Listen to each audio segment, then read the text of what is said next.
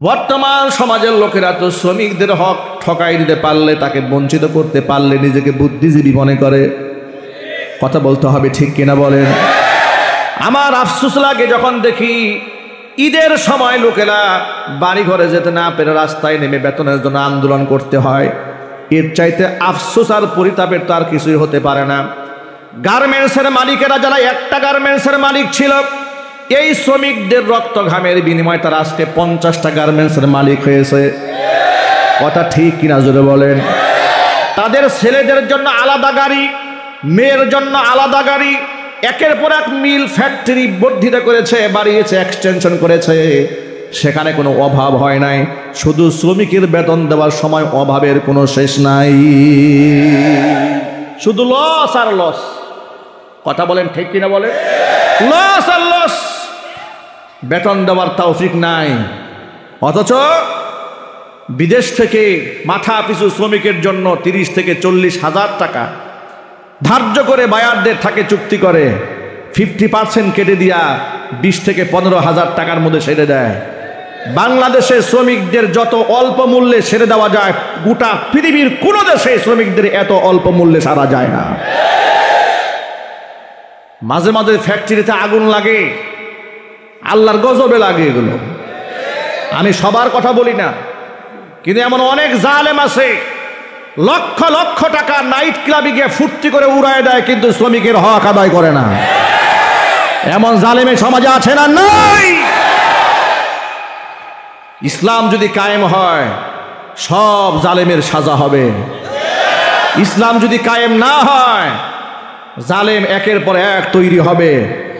এই জন্য সংঘবদ্ধ আন্দোলন হওয়া উচিত। তন্ত্রমন্ত্র ভুলে গিয়ে বাংলার জমিনে খেলাফত প্রতিষ্ঠার জন্য আন্দোলন করতে হবে। কথা বলতে হবে, ঠিক কিনা বলেন?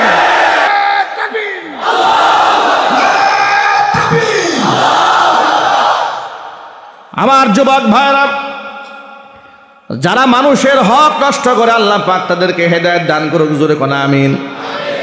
আবার এমন কিছু শিল্পপতি মালিক আছে, শ্রমিকের হক আদায়ের ক্ষেত্রে এতটা সচেতন, এতটাই যত্নবান, শ্রমিকের জন্য আলাদা নামাজের ব্যবস্থা করে দিয়েছে। আমি এমনও মালিক সম্পর্কে জানি, তার নারী ওয়ার্কারদের জন্য হিজাব এবং বুরকা নিকাব কিনে দিয়েছে, কোরআন শরীফ দিয়ে দিয়েছে তেলাওয়াত করার জন্য। আল্লাহু আকবার বলেন। এমনকি গর্ভবতী মায়েদের জন্য মাতৃত্বকালীন ভাতা ফ্যাক্টরি থেকে চালু করে দিয়েছে। এরকম সচেতন মালিকও আছে। আল্লাহ পাক তাদের ফ্যাক্টরিগুলোকে কবুল করে নেন, জোরে কোন আমিন। ভাইরা আমার, লোকটি বলছে, রব্বুল আলামিন শ্রমিক সকলকে বেতন দিয়ে দিলাম, চলে গেল। একজন ব্যক্তি বেতন না নিয়ে চলে গেল। আমি তাকে বহু চেষ্টা করেও খুঁজে পেলাম না, বড় পেরেশান হয়ে গেলাম। তার টাকাটা আমি এখন করব কি? আমি ওই ব্যক্তির নামে ওই টাকা দিয়ে একটা ছাগল কিনলাম, বাচ্চা হলো। বিক্রি করলে গাভী কিনলাম, বাচ্চা হলো। এভাবে ছাগল, ভেড়া, বকরি, দুম্বা, উট অনেক কিছু কিনে ফেললাম। লম্বা সময় অতিবাহিত হয়ে গেল। দীর্ঘদিন পরে ব্যক্তি আমার বাড়িতে এসে আমাকে বলছে, ভাই আপনার কাছে আমার কিছু পাওনা ছিল। আমি তখন তাকে বললাম, মরু প্রান্তরে তাকায় দেখো, যত ভেড়া, বকরি, দুম্বা, উট দেখা যায় সব তোমার নিয়ে বাড়ি চলে যাও। লোকটা অবাক বিস্ময়ে আমাকে বলছে, তাস্তাহাজি উবি, আপনি কি আমার সাথে দুষ্টমি করছেন, মজাক করছেন? আপনি আমার সাথে ঠাট্টা বিদ্রুপ করছেন নাকি? আমি পাবো সামান্য কয়েকটা টাকা, আপনি এতগুলো সম্পদ দেখিয়ে দিচ্ছেন। ব্যক্তি বলে, আমি তখন তাকে বললাম, তোমার রেখে যাওয়া আমানতের টাকাগুলা দিয়ে তিল তিল করে তোমার জন্য গড়েছি, এগুলার মালিক আমি নই, মালিক তুমি নিয়ে যাও। রব্বুল আমিন লোকটি সব কিছু নিয়ে গেল, কিছুই রেখে যায় নাই। এই কাজটি যদি একমাত্র তোমার খুশির জন্য করে থাকি, আজকে যে বিপদগ্রস্ত হয়েছি, গুহার ভিতরে বন্দী হয়েছি, মেহেরবানি করে আজকের বিপদ থেকে আমাদেরকে বাঁচিয়ে দাও। নবীজি সাল্লাল্লাহু আলাইহি সাল্লাম বলেছেন, বান্দার দোয়া করতে দেরি হয়েছে, আল্লাহর কাছে কবুল হতে দেরি হয়নি। সাথে সাথে আল্লাহ পাক বিরাট আকৃতির পাথরটাকে গুহার মুখ থেকে কিঞ্চিত পরিমাণ আরো দূরে সরিয়ে নিয়ে গেলেন। কিন্তু যতটুকু সরেছে, একজনও সেখান থেকে বের হওয়া সম্ভব নয়। কিন্তু এখন কিছুটা আলো বাতাস ঢুকতে শুরু করেছে, এখন অক্সিজেন আসা যাওয়া করছে, আলো বাতাস ঢুকছে, তাদের মধ্যে একটা আশার সঞ্চার হলো যে না, মহান রব আমাদেরকে এখানে না খাওয়াইয়া পচায় গলায় মারবেন না, নিশ্চয় আল্লাহ পাক আমাদেরকে মুক্তির একটা রাস্তা করে দেবেন। চিৎকার দিয়ে বলেন সুবহানাল্লাহ। বাকি আছে আরো একজন, তৃতীয় ব্যক্তি আল্লাহর কাছে হাত তুলেছেন। এই পয়েন্টটা যুবকরা কান খাড়া করে ভালো করে কথাটা শুনবেন। আমার মাইকের আওয়াজ বাহিরে শোনা যাচ্ছে, মা বোনেরাও শুনতে পাচ্ছেন, মনোযোগ সহকারে শোনেন। ব্যক্তি বলছেন, রব্বুল আলামিন, আমার একজন সুন্দরী চাচাতো বোন ছিল, আমি তার প্রেমাসক্ত ছিলাম, আমি তার উপর খুবই দুর্বল ছিলাম, তাকে বহুবার কুপ্রস্তাব দিয়েছি, রাজি হয় নাই। ঠিক এই অবস্থায় এলাকার মধ্যে দুর্ভিক্ষ দেখা দিল।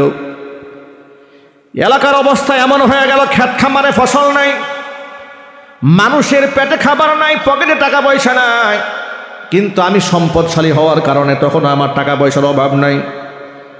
আমার সেই বোনটি অসহায় হয়ে আমার কাছে সাহায্যের জন্য হাত বাড়িয়ে দিল।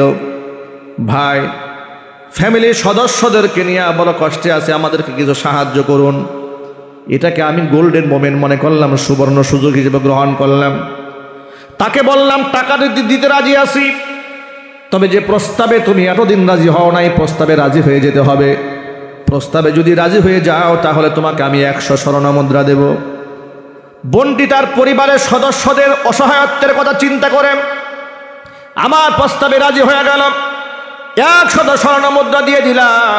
নির্ধারিত সময়ে যখন তার সাথে আমি মিলিত হতে গেলাম, কোনো বর্ণনার মধ্যে এসছে, হাত্তা জালাস্তু বাইনা রিজলাইহা, আমি যখন তার 2 উরুর মাঝখানে বসে গেছি, আমার বোনটি আমাকে ডেকে বলছেন, ইত্তাকিল্লাহ, তুমি আল্লাহকে ভয় করো। আমার বোনটি যখন আমাকে বলল আল্লাহকে ভয় করো, রব্বুল আলামিন একটা সেকেন্ড বিলম্ব করলাম না, সেখান থেকে বের হয়ে চলে আসলাম। পৃথিবীর কোনো ব্যক্তি ঘটনা জানে না, একমাত্র তুমি জানো। একমাত্র তোমার ভয়ে যদি সেই জায়গা থেকে আমি বের হয়ে আসতে পারি, মেহেরবানি করে আজকের বিপদ থেকে আল্লাহ তুমি আমাদের বাঁচিয়ে দাও। আল্লাহ নবী বলেন, তৃতীয় ব্যক্তি দোয়া করতে দেরি হয়েছে, আল্লাহ পাক দোয়া কবুল করতে দেরি করেননি।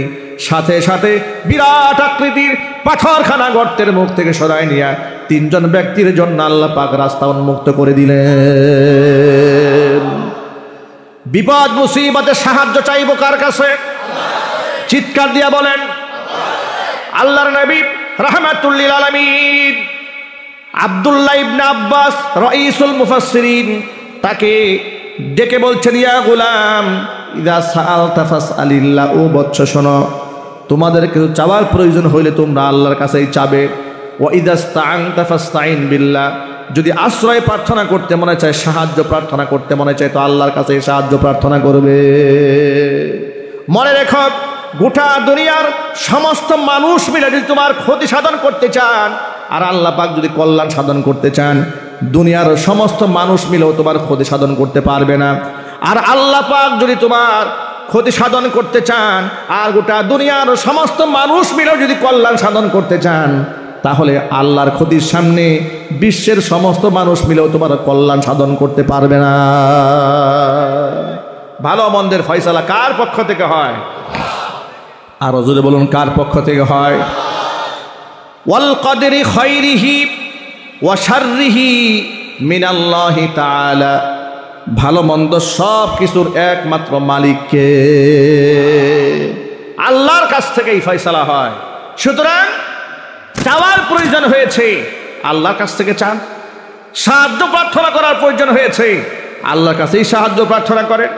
গোটা বাংলাদেশে অসংখ্য মুসলমানরা না জেনে মাজারে সেজদা দেয়, মাজারে সাহায্য চায়, পীরের পায়ে সেজদা দেয়, পীরের কাছে সাহায্য চায়, পীরের তাওয়াজ্জুদ চায়, পীরের কাছ থেকে ভালো মন্দের ফয়সালা নিতে চায়। অথচ আমি আপনাদের কাছে বিনয়ের সাথে আরজি করছি, আপনার জবাব দিয়ে বলেন তো, পীর মানুষের ভালো মন্দ করার যোগ্যতা রাখে? চিৎকার দিয়ে বলেন, রাখে? আমি অবাক হয়ে যাই, মুরিদ অসুস্থ হয়ে গেলে পীরের বাড়িতে গরু মান্নত করেছে, আর পীর অসুস্থ হয়ে গেলে ডাইরেক্ট সিঙ্গাপুর চলে গেছে। কথা বলে না? কি আজীব জামানা! মুরিদ অসুস্থ হয়েছে, পীরের বাড়িতে গরু মান্নত করলো, পীর তাকে উজালা করে দেবে। কিন্তু ওই পীর যখন অসুস্থ হয়েছে, পীর কোথায় গেছে? পীর সিঙ্গাপুর গেল কেন? পীর বুঝে ফেলেছে আমি যা করি সব ভণ্ডামি। আমি অসুস্থ হয়েছি, ডাক্তারের কাছে যাইতে হবে। বেচারা মুরিদ বুঝলো না যে অসুস্থ হয়ে গেলে ডাক্তারের কাছে যাইতে হবে। ডাক্তারের কাছে না গিয়া গরু মান্নত করছে বাবার দরবারে। নাউজুবিল্লাহ পড়েন, চিৎকার দেখো নাউজুবিল্লাহি মিন যালিক। এগুলা শিরিক, গোটা সমাজের মধ্যে এগুলা চলছে। মনে রাখবেন, পৃথিবীর মধ্যে কোনো ব্যক্তিকে আইডল, আইকন আপনি অন্ধভাবে মানতে পারবেন না মুহাম্মদ রাসূলুল্লাহ সাল্লাল্লাহু আলাইহি ওয়াসাল্লাম এবং সাহাবায়ে কেরাম ছাড়া। কথা বলতে হবে, ঠিক কিনা? আল্লাহর নবীকে আপনি চোখ বন্ধ করে আইডল মানতে পারবেন, সাহাবায়ে কেরামদেরকে সত্যের মাপকাঠি মানতে পারবেন, মিয়ারে হক ঈমান ও আমলের মানদণ্ড মানতে পারবেন। কারণ আল্লাহর নবী সাল্লাল্লাহু আলাইহি সাল্লাম বলেছেন, তাফাররাকাত বানু ইসরাঈলা আলা সিনতাইনি ওয়া সাবঈনা মিল্লাহ। বনি ইসরাইল সম্প্রদায়ের লোকেরা ৭২টা দলে বিভক্ত হয়ে গিয়েছিল। ওয়া সাতাফতারিকু উম্মতি আলা ৭৩ মিল্লাহ। আর আমি মুহাম্মদ সাল্লাল্লাহু আলাইহি ওয়াসাল্লামের উম্মতরা ৭৩টা দলে ভাগ হয়ে যাবে। কুল্লুহুম ফিন্নার, সবগুলি দল জাহান্নামে যাবে। ইল্লা মিল্লাতান ওয়াহিদা, কেবলমাত্র শুধুমাত্র একটি দল জান্নাতে যাবে। কিলা মা হিয়া ইয়া রাসূলুল্লাহ, প্রশ্ন করা হলো, হে আল্লাহর রাসূল, যে দলটি জান্নাতে যাবে তার পরিচয় কি? তার পরিচয় জানার দরকার আছে না নাই? আরো যদি বলেন। আল্লাহর হাবিব ছিলেন জাওয়ামিউল কালিম, মানে অল্প কথায় বেশি অর্থ বুঝাতে পারতেন।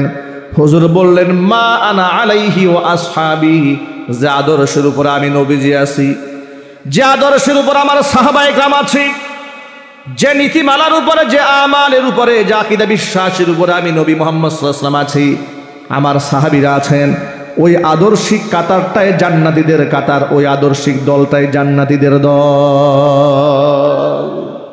আমরা কি জান্নাতি কাফেলায় শামিল হতে চাই না? কারা কারা চান্দ হাত দেখতে চায়? আল্লাহ পাক যেন সকলের হাতগুলাকে কবুল করে নেন। জোরে জোরে করে আল্লাহুম্মা আমিন। হাত নামান। 2 দিন তাহাজ্জুদের নামাজ পড়ে, কিংবা একবার হজ করে আসি, কিংবা মাদ্রাসায় 5 বস্তা চাল দান করে নিজেকে জান্নাতি দাবি করার কোনো অধিকার নাই। এত সহজ নয়। বর্তমান সমাজে এমন লোক দেখা যায় 3টা চিল্লা দিয়ে আসছে, আসার পর থেকে ইমাম সাহেবকে আর ভাল লাগে না, নিজেরাই বড় মুফতি মনে হয়। আছে না নাই? একটু জোরে বলেন, আছে না নাই? 3 চিল্লা কেন? আল্লাহ কসম করে বলি, 3000 বছর যদি আপনি চিল্লা দেন, কসম আল্লাহর, একজন আলেমের যে মর্তবা, আপনি সেই মর্তবায় কোনোদিন যেতে পারবেন না। আল্লাহর নবী, বিশ্বনবী জনাবি মুহাম্মদ রাসূলুল্লাহ সাল্লাল্লাহু আলাইহি ওয়াসাল্লাম বলেছেন, ফাদলুল আলিমি আলাল আবিদি কাফাদলি আলা আদনাকুম। ও সাহাবীরা শোনো, তোমাদের সাহাবীদের মধ্যে সবচাইতে আবনা সাহাবীর উপর আমি নবীর মর্যাদা যেমন, সাধারণ একজন আবেদের তুলনায় আল্লাহর কাছে একজন আলেমের মর্তবা ঠিক তেমন। আলেমের বিরাট সম্মান, বিরাট মর্যাদা। আলেমদেরকে মোহাব্বত করবেন, আলেমদেরকে ভালোবাসবেন, হক্কানে আলেমদের সুহবত গ্রহণ করবেন, তা না হলে জিল্লতি গ্রহণ করতে হবে। ঠিক কিনা বলেন? আল্লাহর নবী সাল্লাল্লাহু আলাইহি ওয়াসাল্লাম বলেছেন, কুন আলিমান। আলেমদের যেহেতু অনেক মর্যাদা, অনেক সম্মান, যদি সম্ভব হয় নিজে আলেম হও। আলেম হতে পারো না, আও মুতাআল্লিমান, আলেমের ছাত্র হয়ে যাও, তাও পারো নাই, আও মুস্তামিআন, আলেমের কথা গভীর মনোযোগ সহকারে শোনো। 4 নাম্বার, আও মুহিব্বান, আলেমদেরকে অন্তর দিয়ে ভালোবাসো। ওয়ালা তাকুনিল খামিস, খবরদার 5ম নাম্বার হইও না, তাহলে তুমি ধ্বংস হয়ে যাবে। মানে খবরদার আলেম বিদ্বেষী হইতে যেও না, তাহলে তুমি ধ্বংস হয়ে যাবে। আলেম বিদ্বেষী যেই হবে তার ধ্বংস অনিবার্য। এই ফতোয়া বর্তমান জমানার আলেমরা দেয়নি, ফতোয়া দিয়েছেন বিশ্বনবী মুহাম্মদুর রাসূলুল্লাহ সাল্লাল্লাহু আলাইহি ওয়াসাল্লাম, যার বাস্তবতা গোটা বিশ্বব্যাপী। মানুষ যুগের পর যুগ দেখেছে, আলেমদের বিরুদ্ধে যারা এগিয়েছে জুতা পিটা তারাই খেয়েছে। ঠিক কিনা জোরে বলেন? বাংলাদেশে বিগত 16টা বছরে যে পরিমাণ টর্চার, যে পরিমাণ নির্যাতন শারীরিক মানসিকভাবে আলেমদেরকে করা হয়েছে, ইসলামপন্থীদেরকে করা হয়েছে, দাড়ি এবং টুপিওয়ালাদেরকে করা হয়েছে, 56,000 বর্গ মাইলের মধ্যে অন্য কোনো ব্যক্তিকে এত বেশি কষ্ট দেওয়া হয় নাই। মাশাআল্লাহ। অপারেটর ভাই বক্সে আওয়াজ ডিস্টার্ব দিচ্ছে, হ্যাঁ একটু খেয়াল করেন কোন বক্সে আওয়াজ হয় কোনটায় আওয়াজ হয় না, ভলিউম বাড়িয়ে দেন। আর এই মাইকের আওয়াজ একেবারেই কম, বাহিরের মাইকগুলোতেও কম, ভিতরেও কম। আসার সময় আমরা আওয়াজ একদম কম পেয়েছে। আমরা এই মসজিদের সামনেই বসেছিলাম, সেখান থেকে আওয়াজগুলো খুব স্পষ্ট শোনা যাচ্ছিল না। আপনি আওয়াজটা ক্লিয়ার করেন, হালকা রিভার্ব দিয়ে রাখেন, হালকা করে। দাঁড়ানো ভাইরা যদি বসার সুযোগ পান বসে যান, আমার মনে হয় জায়গা আছে পেছনে। জায়গা আছে না ভাই পেছনে বসার? আমি 1 মিনিটের জন্য আলোচনা শুরু করার প্রারম্ভেই অত্যন্ত বিনয়ের সাথে আপনাদেরকে আরজ করছি যে সকলে মিলে 1 মিনিটের জন্য একটু সোজা হয়ে দাঁড়ান। লিল্লাহি তাকবীর।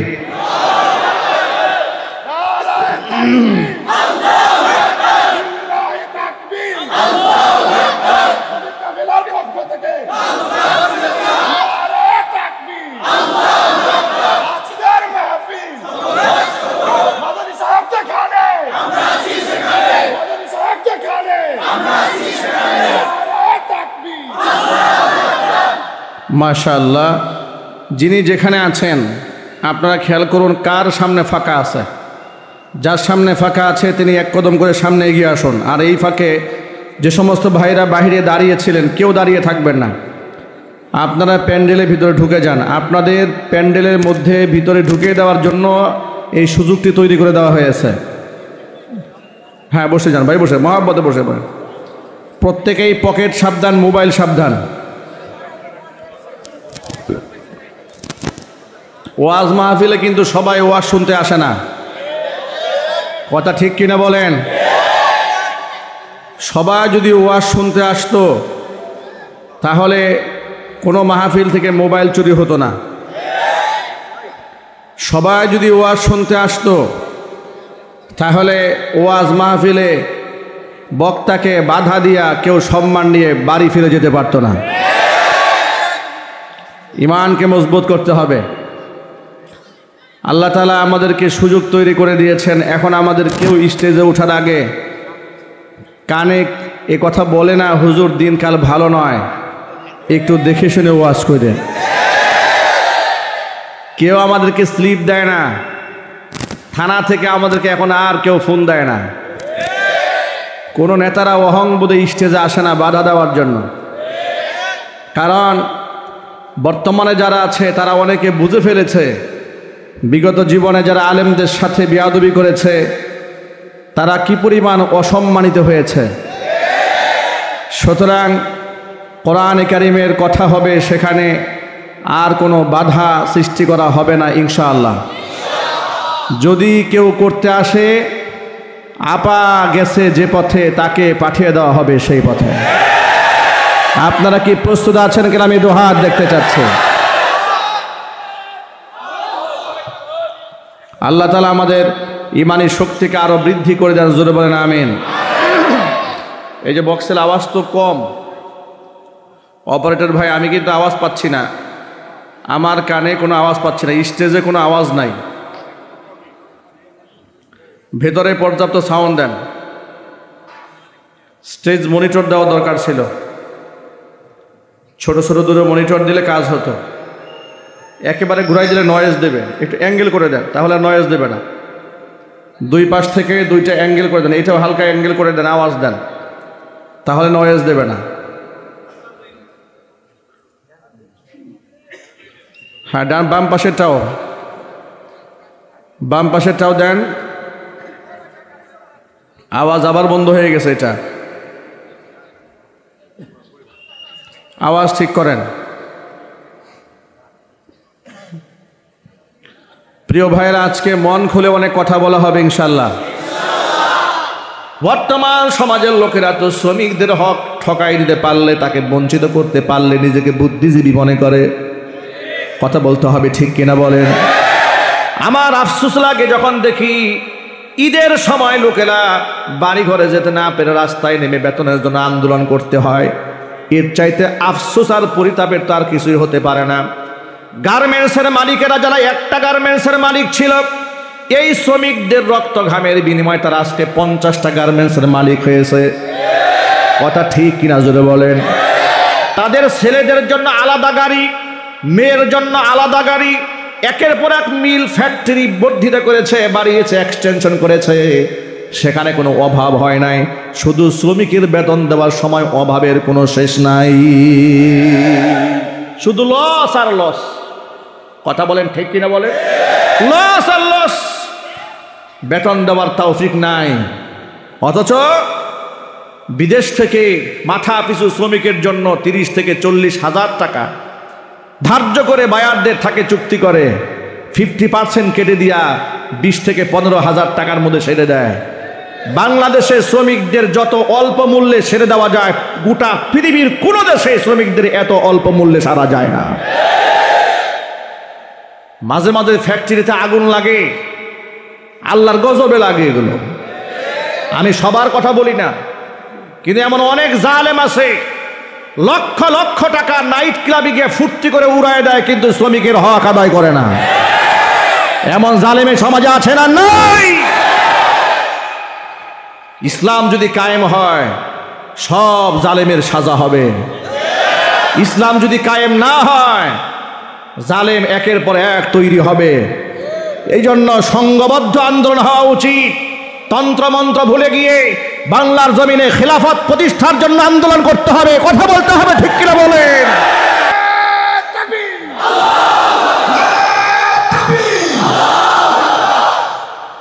আমার যুবক ভাইরা, যারা মানুষের হক নষ্ট করে আল্লাহ পাক তাদেরকে হেদায়েত দান করুক, জোরে কোন আমিন। আবার এমন কিছু শিল্পপতি মালিক আছে, শ্রমিকের হক আদায়ের ক্ষেত্রে এতটা সচেতন, এতটাই যত্নবান, শ্রমিকের জন্য আলাদা নামাজের ব্যবস্থা করে দিয়েছে। আমি এমনও মালিক সম্পর্কে জানি, তার নারী ওয়ার্কারদের জন্য হিজাব এবং বুরকা নিকাব কিনে দিয়েছে, কোরআন শরীফ দিয়ে দিয়েছে তেলাওয়াত করার জন্য। আল্লাহু আকবার বলেন। এমনকি গর্ভবতী মায়েদের জন্য মাতৃত্বকালীন ভাতা ফ্যাক্টরি থেকে চালু করে দিয়েছে। এরকম সচেতন মালিকও আছে। আল্লাহ পাক তাদের ফ্যাক্টরিগুলোকে কবুল করে নেন, জোরে কোন আমিন। ভাইরা আমার, লোকটি বলছে রব্বুল আলামিন শ্রমিক সকলকে বেতন দিয়ে দিলাম, চলে গেল। একজন ব্যক্তি বেতন না নিয়ে চলে গেল। আমি তাকে বহু চেষ্টা করেও খুঁজে পেলাম না, বড় পেরেশান হয়ে গেলাম। তার টাকাটা আমি এখন করব কি? আমি ওই ব্যক্তির নামে ওই টাকা দিয়ে একটা ছাগল কিনলাম, বাচ্চা হলো। বিক্রি করলে গাভী কিনলাম, বাচ্চা হলো। এভাবে ছাগল, ভেড়া, বকরি, দুম্বা, উট অনেক কিছু কিনে ফেললাম। লম্বা সময় অতিবাহিত হয়ে গেল। দীর্ঘদিন পরে ব্যক্তি আমার বাড়িতে এসে আমাকে বলছে, ভাই আপনার কাছে আমার কিছু পাওনা ছিল। আমি তখন তাকে বললাম, মরু প্রান্তরে তাকায় দেখো, যত ভেড়া, বকরি, দুম্বা, উট দেখা যায় সব তোমার নিয়ে বাড়ি চলে যাও। লোকটা অবাক বিস্ময়ে আমাকে বলছে, তাস্তাহজি উবি, আপনি কি আমার সাথে দুষ্টমি করছেন, মজাক করছেন? আপনি আমার সাথে ঠাট্টা বিদ্রুপ করছেন নাকি? আমি পাবো সামান্য কয়েকটা টাকা, আপনি এতগুলো সম্পদ দেখিয়ে দিচ্ছেন। ব্যক্তি বলে, আমি তখন তাকে বললাম, তোমার রেখে যাওয়া আমানতের টাকাগুলা দিয়ে তিল তিল করে তোমার জন্য গড়েছি, এগুলার মালিক আমি নই, মালিক তুমি নিয়ে যাও। রব্বুল আমিন লোকটি সব কিছু নিয়ে গেল, কিছুই রেখে যায় নাই। এই কাজটি যদি একমাত্র তোমার খুশির জন্য করে থাকি, আজকে যে বিপদগ্রস্ত হয়েছি, গুহার ভিতরে বন্দী হয়েছি, মেহেরবানি করে আজকের বিপদ থেকে আমাদেরকে বাঁচিয়ে দাও। নবীজি সাল্লাল্লাহু আলাইহি সাল্লাম বলেছেন, বান্দার দোয়া করতে দেরি হয়েছে, আল্লাহর কাছে কবুল হতে দেরি হয়নি। সাথে সাথে আল্লাহ পাক বিরাট আকৃতির পাথরটাকে গুহার মুখ থেকে কিঞ্চিত পরিমাণ আরো দূরে সরিয়ে নিয়ে গেলেন। কিন্তু যতটুকু সরেছে একজন সেখান থেকে বের হওয়া সম্ভব নয়। কিন্তু এখন কিছুটা আলো বাতাস ঢুকতে শুরু করেছে, এখন অক্সিজেন আসা যাওয়া করছে, আলো বাতাস ঢুকছে, তাদের মধ্যে একটা আশার সঞ্চার হলো যে না, মহান রব আমাদেরকে এখানে না খাওয়াইয়া পচায় গলায় মারবেন না, নিশ্চয় আল্লাহ পাক আমাদেরকে মুক্তির একটা রাস্তা করে দেবেন। চিৎকার দিয়ে বলেন সুবহানাল্লাহ। বাকি আছে আরো একজন, তৃতীয় ব্যক্তি আল্লাহর কাছে হাত তুলেছেন। এই পয়েন্টটা যুবকরা কান খাড়া করে ভালো করে কথাটা শুনবেন। আমার মাইকের আওয়াজ বাহিরে শোনা যাচ্ছে, মা বোনেরাও শুনতে পাচ্ছেন, মনোযোগ সহকারে শোনেন। ব্যক্তি বলছেন, রব্বুল আলামিন, আমার একজন সুন্দরী চাচাতো বোন ছিল, আমি তার প্রেমাসক্ত ছিলাম, আমি তার উপর খুবই দুর্বল ছিলাম, তাকে বহুবার কুপ্রস্তাব দিয়েছি, রাজি হয় নাই। ঠিক এই অবস্থায় এলাকার মধ্যে দুর্ভিক্ষ দেখা দিল। এলাকার অবস্থা এমন হয়ে গেল, ক্ষেত খামারে ফসল নাই, মানুষের পেটে খাবার নাই, পকেটে টাকা পয়সা নাই। কিন্তু আমি সম্পদশালী হওয়ার কারণে তখন আমার টাকা পয়সার অভাব নাই। আমার সেই বোনটি অসহায় হয়ে আমার কাছে সাহায্যের জন্য হাত বাড়িয়ে দিল। ভাই, ফ্যামিলির সদস্যদেরকে নিয়ে বড় কষ্টে আছে, আমাদেরকে কিছু সাহায্য করুন। এটাকে আমি গোল্ডেন মোমেন্ট মনে করলাম, সুবর্ণ সুযোগ হিসেবে গ্রহণ করলাম। তাকে বললাম, টাকা দিতে রাজি আছি, তবে যে প্রস্তাবে তুমি এতদিন রাজি হও নাই, প্রস্তাবে রাজি হয়ে যেতে হবে। প্রস্তাবে যদি রাজি হয়ে যাও তাহলে তোমাকে আমি 100 স্বর্ণ মুদ্রা দেব। বোনটি তার পরিবারের সদস্যদের অসহায়ত্বের কথা চিন্তা করে আমার প্রস্তাবে রাজি হয়ে গেল। 100 স্বর্ণ মুদ্রা দিয়ে দিলাম। নির্ধারিত সময়ে যখন তার সাথে আমি মিলিত হতে গেলাম, কোন কোন বর্ণনার মধ্যে এসছে হাত্তা জালাস্তু বাইনা রিজলাইহা, আমি যখন তার 2 উরুর মাঝখানে বসে গেছি, আমার বোনটি আমাকে ডেকে বলছেন, ইত্তাকিল্লাহ, তুমি আল্লাহকে ভয় করো। আমার বোনটি যখন আমাকে বলল আল্লাহকে ভয় করো, রব্বুল আলামিন একটা সেকেন্ড বিলম্ব করলাম না, সেখান থেকে বের হয়ে চলে আসলাম। পৃথিবীর কোনো ব্যক্তি ঘটনা জানে না, একমাত্র তুমি জানো। একমাত্র তোমার ভয়ে যদি সেই জায়গা থেকে আমি বের হয়ে আসতে পারি, মেহেরবানি করে আজকের বিপদ থেকে আল্লাহ তুমি আমাদের বাঁচিয়ে দাও। আল্লাহ নবী বলেন, তৃতীয় ব্যক্তি দোয়া করতে দেরি হয়েছে, আল্লাহ পাক দোয়া কবুল করতে দেরি করেননি। সাথে সাথে বিরাট আকৃতির পাথরখানা গর্তের মুখ থেকে সরাই নিয়ে 3 জন ব্যক্তির জন্য আল্লাহ পাক রাস্তা উন্মুক্ত করে দিলেন। বিপদ মুসিবতে সাহায্য চাইব কার কাছে? চিৎকার দিয়া বলেন আল্লাহর নবী রাহমাতুল লিল আলামিন আব্দুল্লাহ ইবনে আব্বাস রাইসুল মুফাসসিরিন তাকে ডেকে বলছেন, ইয়া গুলাম ইযা সাআলতা ফাসআলিল্লাহ, ও বৎস শোনো, তোমাদের কিছু চাওয়ার প্রয়োজন হইলে তোমরা আল্লাহর কাছেই চাবে। ওয়া ইযা ইসতাআনতা ফাসতাইন বিল্লাহ, যদি আশ্রয় প্রার্থনা করতে মনে চায়, সাহায্য প্রার্থনা করতে মনে চায়, তো আল্লাহর কাছে সাহায্য প্রার্থনা করবে। মনে রেখো, গোটা দুনিয়ার সমস্ত মানুষ মিলে যদি তোমার ক্ষতি সাধন করতে চান, আর আল্লাহ পাক যদি কল্যাণ সাধন করতে চান, দুনিয়ার সমস্ত মানুষ মিলেও তোমার ক্ষতি সাধন করতে পারবে না। আর আল্লাহ পাক যদি তোমার ক্ষতি সাধন করতে চান, আর গোটা দুনিয়ার সমস্ত মানুষ মিলেও যদি কল্যাণ সাধন করতে চান, তাহলে আল্লাহর ক্ষতির সামনে বিশ্বের সমস্ত মানুষ মিলেও তোমার কল্যাণ সাধন করতে পারবে না। ভালো মন্দের ফয়সালা কার পক্ষ থেকে হয়? আর জোরে বলুন, কার পক্ষ থেকে হয়? ওয়াল কদরি খায়রিহি ওয়া শাররিহি মিনাল্লাহি তাআলা, ভালো মন্দ সব কিছুর একমাত্র মালিককে, আল্লাহর কাছ থেকেই ফয়সালা হয়। সুতরাং চাওয়ার প্রয়োজন হয়েছে, আল্লাহর কাছ থেকে চান। সাহায্য প্রার্থনা করার প্রয়োজন হয়েছে, আল্লাহর কাছেই সাহায্য প্রার্থনা করে। গোটা বাংলাদেশে অসংখ্য মুসলমানরা না জেনে মাজারে সেজদা দেয়, মাজারে সাহায্য চায়, পীরের পায়ে সেজদা দেয়, পীরের কাছে সাহায্য চায়, পীরের তাওয়াজ্জু চায়, পীরের কাছ থেকে ভালো মন্দের ফয়সালা নিতে চায়। অথচ আমি আপনাদের কাছে বিনয়ের সাথে আরজি করছি, আপনার জবাব দিয়ে বলেন তো, পীর মানুষের ভালো মন্দ করার যোগ্যতা রাখে? চিৎকার দিয়ে বলেন, রাখে? আমি অবাক হয়ে যাই, মুরিদ অসুস্থ হয়ে গেলে পীরের বাড়িতে গরু মান্নত করেছে, আর পীর অসুস্থ হয়ে গেলে ডাইরেক্ট সিঙ্গাপুর চলে গেছে। কথা বলে না? কি আজীব জামানা। মুরিদ অসুস্থ হয়েছে, পীরের বাড়িতে গরু মান্নত করলো, পীর তাকে উজালা করে দেবে। কিন্তু ওই পীর যখন অসুস্থ হয়েছে, পীর কোথায় গেছে? পীর সিঙ্গাপুর গেল কেন?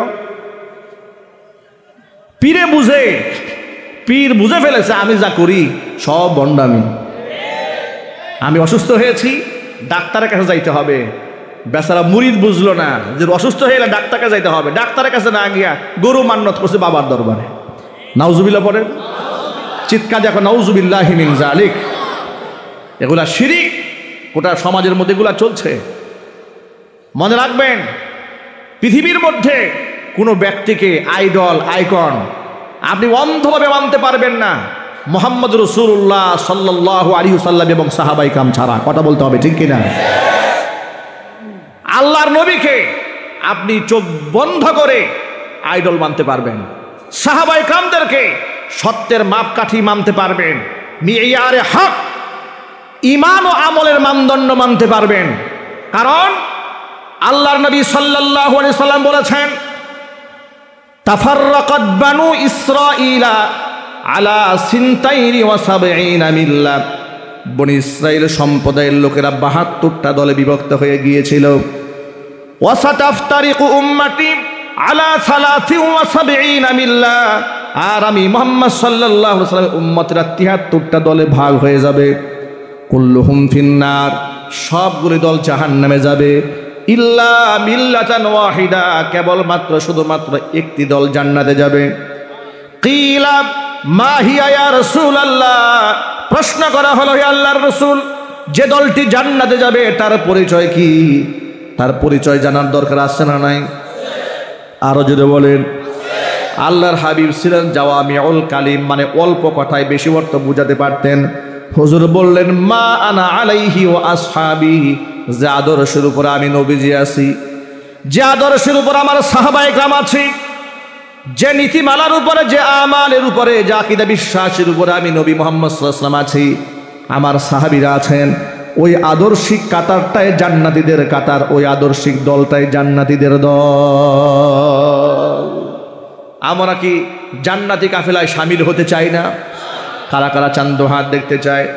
আল্লাহ পাক যেন সকলের হাতগুলোকে কবুল করে নেন। জোরে জোরে করে আল্লাহুম্মা আমিন। হাত নামান। 2 দিন তাহাজ্জুদের নামাজ পড়ে, কিংবা একবার হজ করে আসি, কিংবা মাদ্রাসায় 5 বস্তা চাল দান করে নিজেকে জান্নাতি দাবি করার কোনো অধিকার নাই। এত সহজ নয়। বর্তমান সমাজে এমন লোক দেখা যায় 3টা চিল্লা দিয়ে আসছে, আসার পর থেকে ইমাম সাহেবকে আর ভাল লাগে না, নিজেরাই বড় মুফতি মনে হয়। আছে না নাই? একটু জোরে বলেন, আছে না নাই? 3 চিল্লা কেন?